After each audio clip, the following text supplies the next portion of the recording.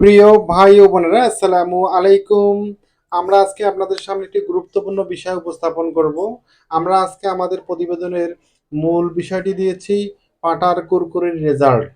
অর্থাৎ একটি ছাগলকে একটি পাঁঠা দিয়ে মিলন ঘটাবেন এবং মিলনের পরে একটি ছাগলের রেজাল্ট অর্থাৎ বাচ্চার মান, গুণগত মান কী ধরনের হতে পারে সে বিষয়টি নিয়ে আপনারা অনেকেই আমাদের কাছে অনেক কমেন্ট করেছেন। জি ভাই, আপনারা কোন ছাগলকে কোন পাঁঠা দিয়ে মিলন ঘটাবেন আর কি ধরনের বাচ্চা আপনারা পেতে পারেন সে বিষয়টি নিয়ে অবশ্যই আমরা A to Z আলোচনা করব।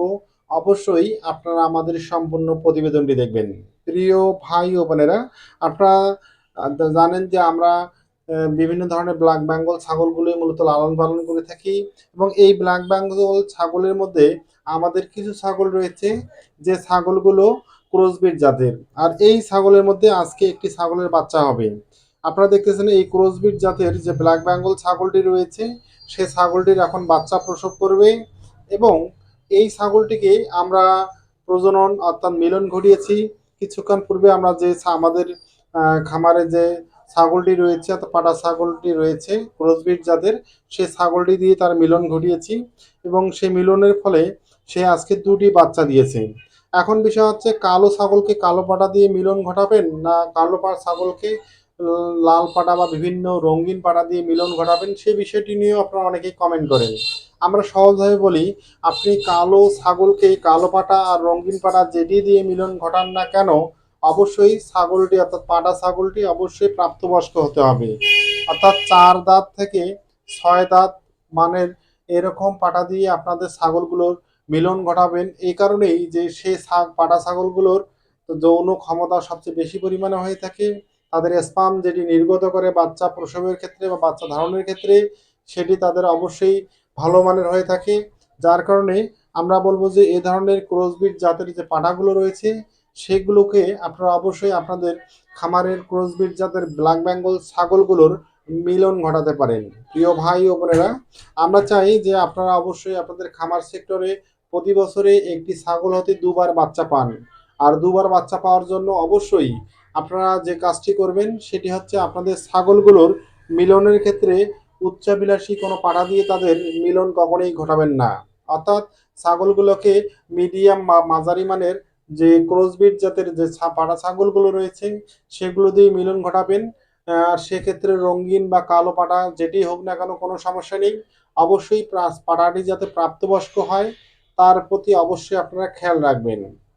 আপনারা দেখতেছেন যে আমাদের খামারের যে কালো যে ছাগলটি রয়েছে ক্রসবিট জাতের সেটি কিন্তু বাচ্চা যে দুটি প্রসব করেছে, একটি বাচ্চা তার বাবার মতন হয়েছে এবং আরেকটি বাচ্চা তার মায়ের রং ধারণ করেছে। এর অর্থ আছে যে আমরা যে পাঠাটি দিয়ে মিলন ঘটিয়েছি সে পাঠাটি কিন্তু রঙিন বা লাল টাইপের এবং তার মা কিন্তু কালো টাইপের। এখন তার স্পামটি যেটি নির্গত করেছে তার গর্ভধারণের ক্ষেত্রে সেক্ষেত্রে তার মায়ের এবং বাবার যে কোনো আহ, একটি ধারণ করলেও সমস্যা নেই, কিন্তু তারা একটি মার কালার ধারণ করেছে একটি বাবার কালার ধারণ করেছে। অর্থাৎ তার মা তার বাবা যে এই পাটা ছাগলটি তার বাস্তব ভিত্তিক প্রমাণ হচ্ছে এটি। প্রিয় ভাই ও বোনেরা, আমরা বলবো যে আপনাদের যে ক্রসবিট জাতের ব্ল্যাক বেঙ্গল ছাগলগুলো লালন পালন করবেন এই কারণেই যে এগুলো কিন্তু বাচ্চা প্রসবের ক্ষেত্রেও কোনো সমস্যা হয় না, বাচ্চা ধারণের ক্ষেত্রে সমস্যা হয় না এবং বাচ্চা কনসেপ্টের ক্ষেত্রেও তাদের কোনো ধরনের সমস্যা আমরা লক্ষ্য করি না।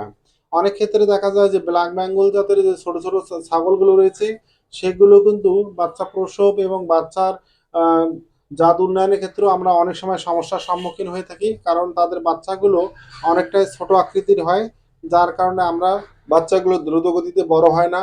আর ক্রসবিট ছাগলের বাচ্চাগুলো কিন্তু দ্রুত গতিতে বড় হয়ে থাকে। তাদেরকে যদি ক্রসবিট জাতের এরকম পাটা দিয়ে মিলন ঘটান সেক্ষেত্রে কিন্তু ছাগলগুলো কিন্তু খুব অল্প সময়ের মধ্যে বাচ্চাগুলো বড় হয়ে যাবে। সেক্ষেত্রে আপনারা বছরে প্রচুর পরিমাণে বেনিফিট পাবেন। তাই প্রিয় ভাই ও বোনেরা, আপনাদের যদি আমাদের এই রাখি ব্যাগ্রো ইউটিউব চ্যানেলের প্রতিবেদনগুলো ভালো লেগে থাকে তাহলে অবশ্যই আপনারা আমাদের চ্যানেলটি সাবস্ক্রাইব করবেন, বেল বাটনটি ক্লিক করে আমাদের সাথে থাকবেন। ধন্যবাদ।